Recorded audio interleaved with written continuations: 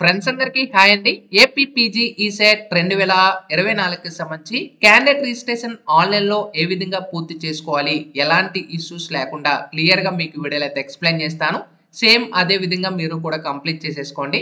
And వీడియోలోకి వెళ్ళే ముందు ఛానల్ ఎవరైతే ఫస్ట్ టైమ్ ఇచ్చేస్తారో సబ్స్క్రైబ్ అయితే చేయడం అయితే మర్చిపోవద్దు. పీజీ ఈసెట్‌కి సంబంధించిన లేటెస్ట్ అప్డేట్స్ అన్నీ కూడా వెంటనే షేర్ చేస్తూ ఉంటాను.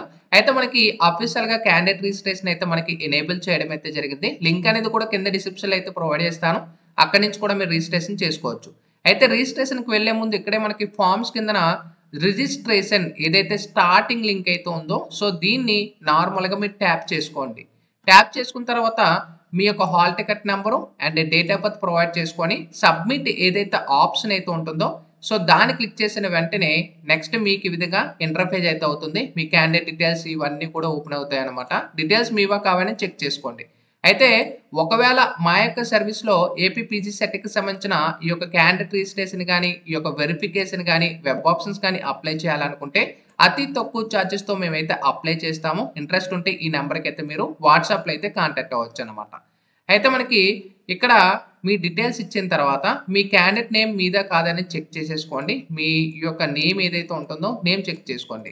అండ్ నెక్స్ట్ ఒకవేళ నేమ్‌లో ఏమైనా మిస్టేక్ ఉంటే అది కూడా మీరు చేంజ్ చేసుకోవచ్చు. స్టార్టింగ్ మీరు ఏదైతే నేను ప్రొసీజర్ ఏదైతే చెప్తానో ప్రొసీజర్ చెక్ చేసుకోండి. ఏ డీటెయిల్స్ మీరు చేంజ్ చేసుకోవచ్చు అనేది చివర్లో చెప్తాను. మీ డీటెయిల్స్ చెక్ చేసుకోండి. అండ్ డేట్ ఆఫ్ బర్త్ కరెక్ట్‌గా ఉందా లేదో చెక్ చేసుకోండి. అండ్ ఆధార్ నంబర్ లాస్ట్‌లో అయితే మీకు యాడ్ అవుతుంది. అండ్ మీ యొక్క ఫోటో అనేది కూడా ఇక్కడ మీకు యాడ్ అవ్వడం అయితే జరుగుతుంది. అండ్ మీ జెండర్ అనేది కూడా మీకు ఇక్కడ చూపిస్తుంది. మీ యొక్క ఫాదర్ నేమ్ చూపిస్తుంది. అండ్ మీ యొక్క అడ్రెస్ అనేది కూడా చూపిస్తుంది. And mobile number. And email ID అనేది కూడా మీకు ఇక్కడ క్లియర్‌గా అయితే చూపిస్తుంది. అండ్ ఈమెయిల్ ఐడీ ఏమైనా చేంజ్ చేయాలనుకుంటే ఇక్కడే ఆప్షన్‌లో మీరు మీ యొక్క ఈమెయిల్ ఐడీ అనేది చేంజ్ చేసుకోవచ్చు. అండ్ లోకల్ ఏరియా అయితే అడుగుతుంది. మీరు ఆంధ్ర యూనివర్సిటీ ఇక్కడ ఏదైతే ఉంటుందో సో ఇది కూడా మీరు చేంజ్ చేయాలనుకుంటే చివర్లో చేసుకోవచ్చు. చేంజ్ చేసుకోవచ్చనమాట. అయితే మనకి నెక్స్ట్ మనకి ఏం అడుగుతుంది?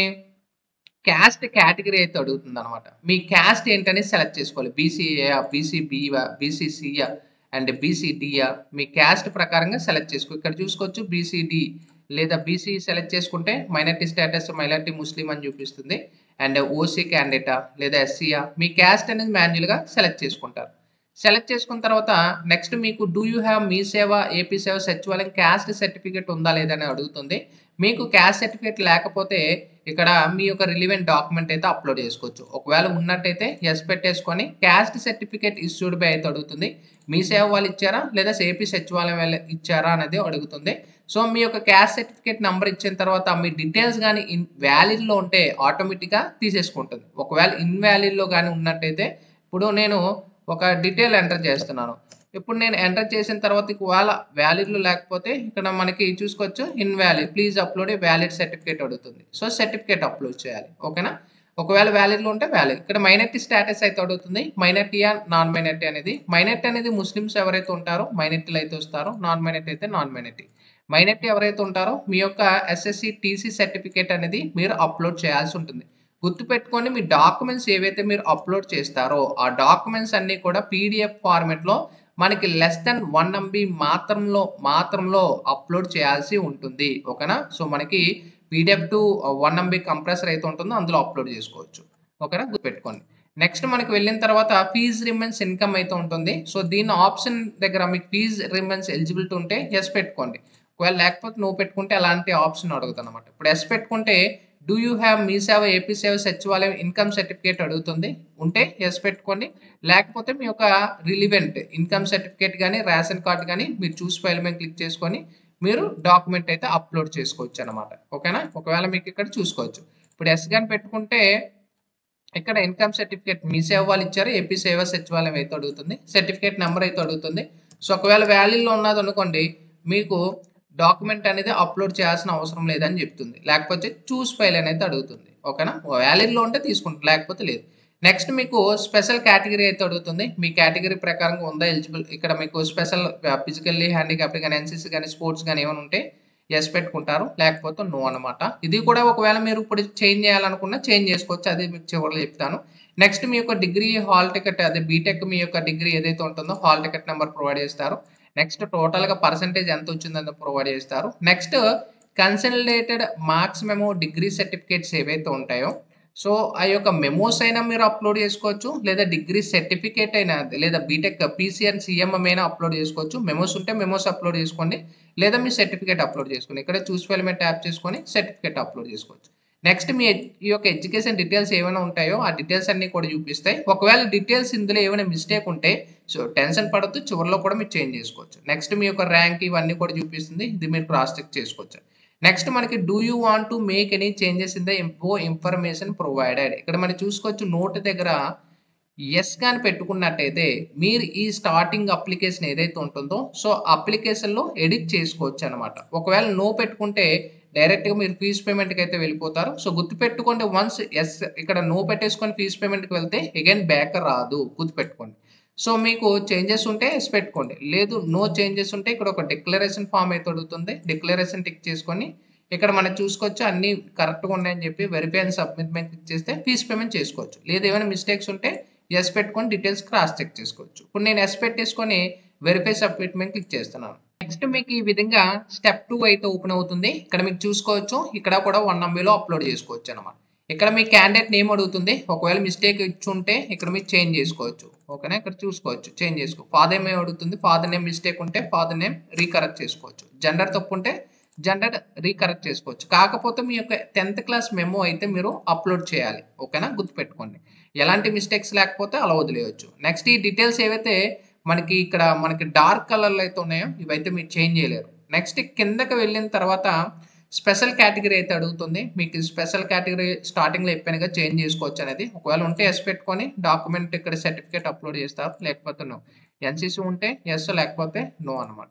స్పోర్ట్స్ అండ్ గేమ్స్ ఉంటే ఎస్ అని, లేకపోతే నో అనమాట. అండ్ చిల్డ్రన్ ఆర్మర్ పర్సన్ ఉంటే ఎస్ అని, లేకపోతే నో. స్కౌట్స్ అండ్ గైడ్స్ ఉంటే ఎస్ అని, లేకపోతే నో. నెక్స్ట్ మీ యొక్క ఎడ్యుకేషన్ డీటెయిల్స్ ఏమైనా మిస్టేక్ ఇచ్చుంటే టిక్ మార్క్ పెట్టుకొని మీరు ఏదైతే డీటెయిల్స్ ఇచ్చుంటారో అది రీకరెక్ట్ అనేది చేసుకోవచ్చు. అండ్ స్టేట్ అనేది కూడా చేంజ్ చేసుకోవచ్చు అనమాట. ఓకేనా, సో ఇక్కడ చూసుకోవచ్చు. కాకపోతే అప్లోడ్ సర్టిఫికేట్ దగ్గర మీ యొక్క స్టడీ సర్టిఫికేట్ అనేది అప్లోడ్ చేయండి. ఓకేనా, లేదా మీ యొక్క మెమో ఏదైతే ఉంటుందో మెమో అప్లోడ్ చేసినా పర్లేదు, పలానా సర్టిఫికేట్ ప్రూఫ్ కింద మీరు అప్లోడ్ చేయాలి. లేకపోతే టిక్ మార్క్ తీసేస్తే same as it is save అయిపోతుంది. ఒకవేళ మీరు ఏమైనా బీటెక్ కానీ బీటెక్ సెకండ్ ఇయర్ కానీ లేదా ఇంటర్ మిస్టేక్ ఇచ్చినా లేదా 10th క్లాస్ నేమ్ మిస్టేక్ ఇచ్చినా ఇవన్నీ కూడా మీరు రీకరెక్ట్ చేసుకోవచ్చు. ఇక్కడ నేమ్ రీకరెక్ట్ చేసుకోవచ్చు, స్టేట్ రీకరెక్ట్ చేసుకోవచ్చు. ఓకేనా, అండ్ డిస్ట్రిక్ట్ రీకరెక్ట్ చేసుకోవచ్చు. కాకపోతే డాక్యుమెంట్స్ అప్లోడ్ చేయాలి, లేకపోతే టిక్ మార్క్ తీసేస్తే ఆటోమేటిక్గా ఉంటుంది. నెక్స్ట్ మీ జెండర్ రీజన్ అయితే అడుగుతుంది, ఆటోమేటిక్గా వస్తుంది. ఒకవేళ రాకపోతే గెట్ రీజన్ మీద క్లిక్ చేస్తే ఆటోమేటిక్గా రీజన్ అనేది కూడా రావడం అవుతుంది. ఇంకా నెక్స్ట్ మనకి డిక్లరేషన్ ఫామ్ ఏదైతే ఉంటుందో సో దాన్ని టిక్ మార్క్ చేసుకొని సబ్మిట్ మీద క్లిక్ చేసుకుంటే బ్యాక్ వెళ్ళే ప్రసక్తి లేదు. చాలా మటుకు ఇష్యూస్ అయితే ఫేస్ అవుతుంది కాబట్టి ముందు వెనకాల ఆలోచించుకొని టైం తీసుకొని ఓకే చేసుకోండి. ఇప్పుడు నాకు ఎలాంటి మిస్టేక్ లేదు, ఓకే మేము క్లిక్ చేస్తున్నాను.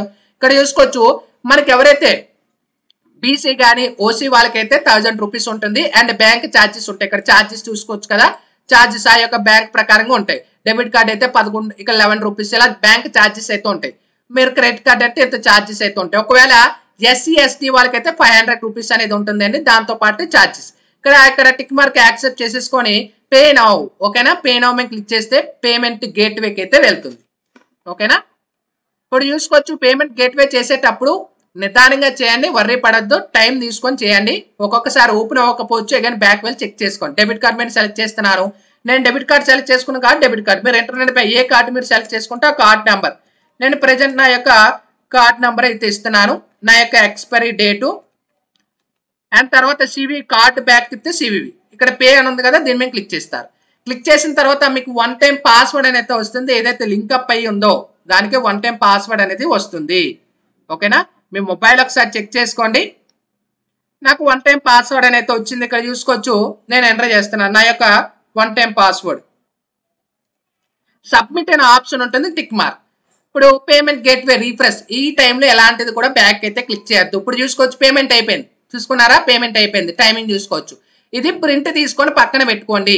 ప్రింట్ అనేది తీసుకొని పక్కన సేవ్ చేసుకోండి. ప్రింట్ అని చేసుకొని ఇది మీరు సేవ్ చేసుకొని పక్కన పెట్టుకోండి.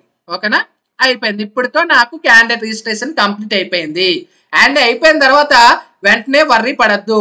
ఓకేనా, పేమెంట్ అయిపోయింది, పేమెంట్ అయిందో లేదో ఇప్పుడు బ్యాక్ వెళ్ళి హోమ్లోకి వెళ్ళి నో యువర్ పేమెంట్ స్టేటస్, ఇక్కడ చూసుకోవచ్చు. నో యువర్ పేమెంట్ స్టేటస్ దగ్గర మీ యొక్క hall ticket, date of birth. ఇప్పుడు నేను హాల్ టికెట్ నెంబర్ అయితే ఎంటర్ చేస్తున్నాను, నా స్టేటస్ తెలుసుకోను. ఇప్పుడు నేను ఏదైతే పేమెంట్ చేశానో అండ్ ఇక డేట్ ఆఫ్ బర్త్ కూడా అడుగుతుంది 05.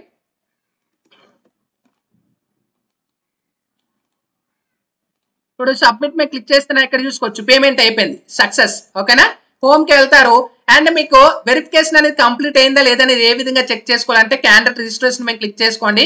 మీకు మెసేజ్ అనేది మెయిల్ కూడా వస్తుంది, ఇలా కూడా చెక్ చేసుకో. హాల్ టికెట్ నెంబర్ సెలెక్ట్ చేసుకొని ఇక్కడ మీ యొక్క డేట్ ఆఫ్ బర్త్ అయితే అడుగుతుంటే డేట్ ఆఫ్ బర్త్ దగ్గర డేట్ ఆఫ్ బర్త్ అయితే ఇచ్చుకోండి. ఇచ్చిన తర్వాత సబ్మిట్ అనే ఆప్షన్ ఉంటే క్లిక్ చేసిన తర్వాత ప్రొసీడ్. ఇక్కడ చూసుకోవచ్చు once verification your application has been registered successfully and application is under verification. Verification లో ఉంది కాబట్టి under verification. Once verification complete అయిపోయిన తర్వాత you are eligible for web options అని అయితే వస్తుంది. అండ్ ఎవరైతే ఫీజ్ రిమైన్స్ అనేది కూడా ఎస్ వస్తుంది. ఓకేనా, వెరిఫికేషన్ అయిపోయిన తర్వాత ఫీజ్ రిమైన్స్ ఎస్ వస్తుంది. ఓకేనా, మీరు అప్లోడ్ చేసే టైంలో జస్ట్ మీరు సర్టిఫికేట్స్ అప్లోడ్ చేశారు. ఓకేనా, వెరిఫికేషన్ వాళ్ళు చెక్ చేసుకున్న తర్వాత మీకు ఫీజ్ రిమైన్స్ ఉందా లేదని వాళ్ళు చెక్ చేసుకొని మీకు ఎస్ పడుతుంది. వర్రీ పడుతూ అన్ని చెక్ చేసుకొని, అంటే ఇలా కూడా చెక్ చేసుకోవచ్చు. వెరిఫికేషన్ మీకు మెసేజ్ అని మెయిల్ వస్తుంది, లేదా ఇలాగైనా చెక్ చేసుకో. ఓకేనా, మొత్తం కంప్లీట్ ప్రాసెస్ అనేది ఇదనమాట. ఇక్కడ మీరు అప్లికేషన్ అనేది కూడా డౌన్లోడ్ చేసుకోవచ్చు కావాలనుకుంటే. ఓకేనా, దట్స్ ఇట్. ఇవాళ వీడియోలో మీకు క్లియర్ గా అయితే అర్థమైంది అయితే అనుకుంటున్నా. ఇంకేమైనా డౌట్స్ ఉంటే కూడా కామెంట్ సెక్షన్ లో తెలియచ్చు. Sign up friends, thank you.